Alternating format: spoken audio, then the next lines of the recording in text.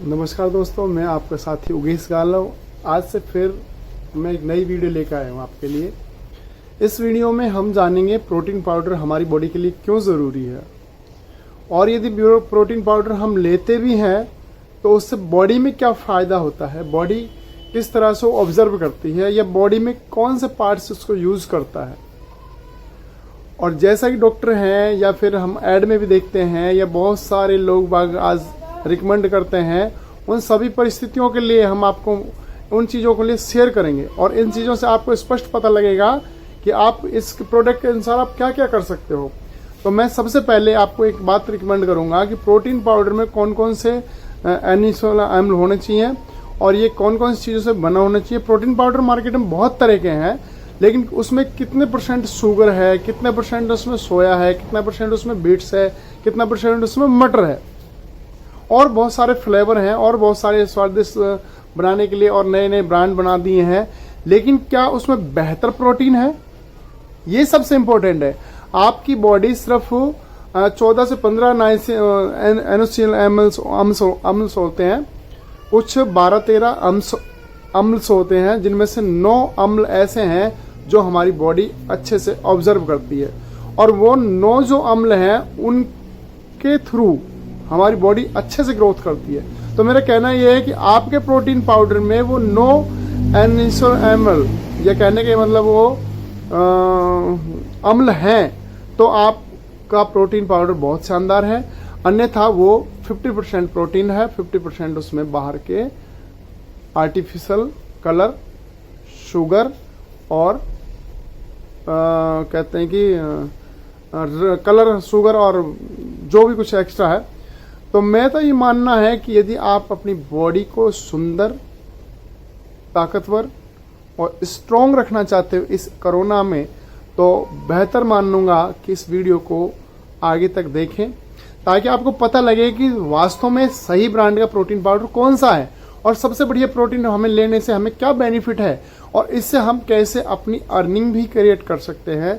क्योंकि मैंने कई सारी जिम सेंटरों में, कई सारी रिसर्च के अनुसार, कई सारी वीडियो से पाया है कि जो पहले प्रोटीन यूज करा करते थे, आज उनको कैंसर है, ब्लड कैंसर है, स्किन कैंसर है, और पता नहीं कौन कौन से प्रॉब्लम्स हुई हैं, किडनी प्रॉब्लम हुई है।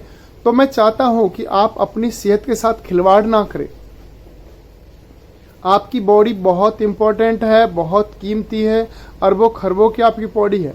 आपका एक एक पार्ट्स बहुत कीमती है, आँख, नाक, कान, जीभ, मुंह, त्वचा, किडनी, लंग्स बहुत बहुत बहुत इंपॉर्टेंट है। इसलिए आप अपनी बॉडी से जरा सा खिलवाड़ ना करें, वही चीज़ इस्तेमाल करें जो आपकी बॉडी ऑब्जर्व करती हो, प्राकृतिक हो, और वो हमारी बॉडी अच्छे से ऑब्जर्व कर ले।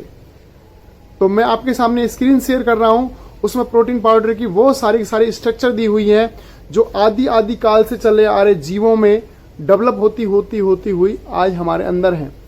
और ये ह्यूमन ब्रेन, ह्यूमन बॉडी के लिए नहीं, अन्य जीव पक्षियों के लिए भी, एक कोशिका से ले बहुकोशिका जीव के अंदर प्रोटीन के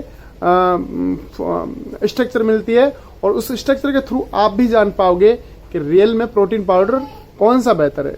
थैंक यू। ये मैं शेयर करता हूं आपके सामने, और देखिए ध्यान से इस वीडियो को, और लास्ट में आपके सामने फिर से दोबारा आता हूं। चीजें ऐसी हैं जिनकी खूबियां हमसे मिलती जुलती हैं, लेकिन वे फिर भी जिंदा नहीं हैं।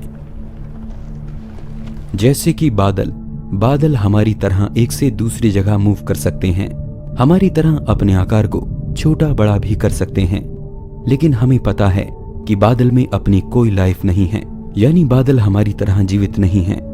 और ये सिंगल या डबल सेल लाइफ आखिर क्या है, इनमें ऐसा क्या मौजूद है जो इन्हें जिंदा प्राणी बना देता है।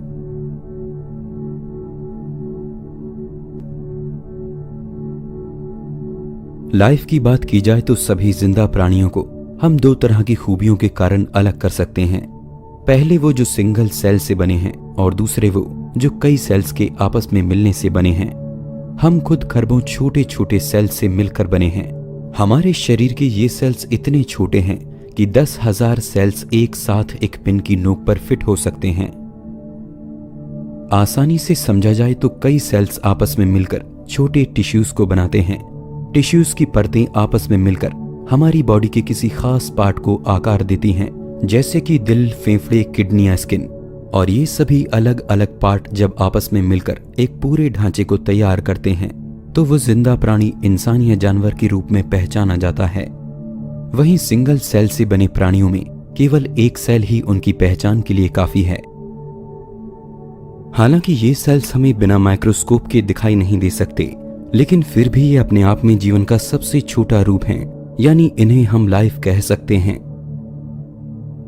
लेकिन हैरानी की बात है कि ये सेल्स भी खुद में सबसे छोटे नहीं हैं, बल्कि इनके अंदर भी इनके अलग अलग हिस्से मौजूद हैं जिनका काम आपस में बटा हुआ है और जिनकी साझी गतिविधियों से मिलकर बनता है एक सिंगल सेल।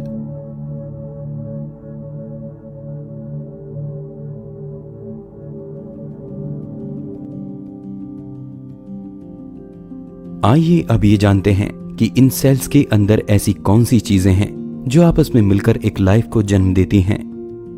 उदाहरण के लिए हमारी बॉडी के एक सेल को ले लेते हैं। सबसे पहले आती है इसकी परत, जिसे हम सेल मेम्ब्रेन भी कहते हैं। ये सेल को बाहरी आवरण देती है, यानी कि एक झिल्ली का काम करती है। इसे हम सेल की स्किन भी कह सकते हैं। ये कोई आम झिल्ली नहीं है, बल्कि ये पोषक तत्वों को पहचान कर उन्हें अंदर जाने देती है, जबकि जिन तत्वों से इसे खतरा है उनके लिए ये रास्ते को ब्लॉक कर देती है। इसके अलावा ये सेल्स के अंदर से वेस्ट को भी बाहर जाने देती है। इसके बाद आता है सेल के अंदर भरा हुआ लिक्विड, जिसे हम साइटोप्लाज्म कहते हैं।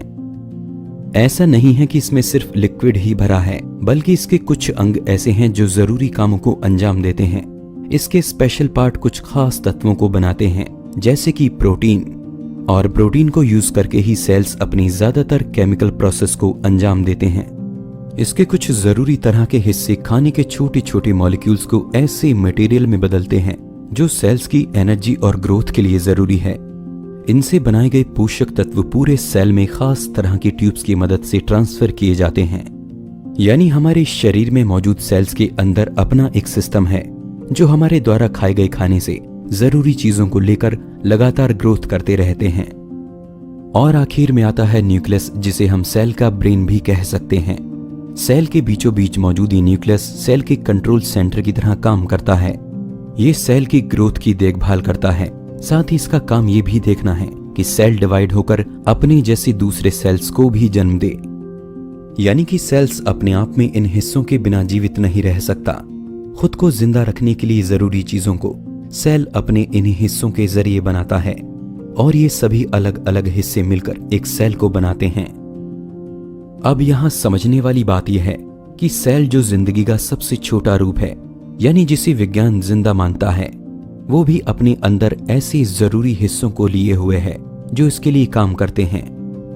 अब सवाल ये आता है कि क्या सेल को छोड़कर उनके अंदर मौजूद अलग अलग हिस्से खुद में जीवित हैं? क्या अगर हम एक सेल के अंदर से न्यूक्लियस को बाहर कर दें तो क्या वो अपने आप में जिंदा रह पाएगा? क्या न्यूक्लियस, मेम्ब्रेन या साइटोप्लाज्म खुद कोई बिसात नहीं रखते? क्या ये अकेले अपने आप में जिंदा हैं? तो इसका जवाब है नहीं।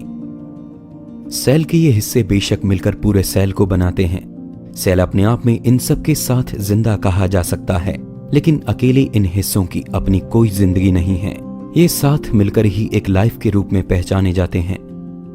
लेकिन ये सब बातें मैं आपसे क्यों कर रहा हूं? इसका जवाब आपको जरूर मिलेगा, क्योंकि साइंटिफिक तौर पर जिंदगी अपने आप में क्या है ये जानना हमारे लिए जरूरी है। तभी हम इसके गहरे रहस्यों से पर्दा उठा पाएंगे। लेकिन आइए अब हम इन छोटे सेल्स के पार्ट को और गहराई में जाकर देखते हैं। आपको जानकर हैरानी होगी कि सेल्स के ये सभी हिस्से अपने आप में आखिरी सबसे छोटी यूनिट नहीं है, बल्कि ये इनसे भी छोटे मैक्रोमोलिक्यूल्स से मिलकर बने हैं।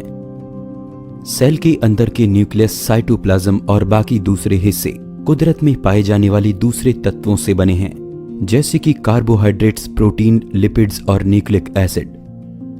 तो क्या ये मैक्रोमोलिक्यूल ही सबसे छोटी यूनिट हैं? जी नहीं, इनका निर्माण भी साइज में इनसे कई गुना छोटे कणों से हुआ है।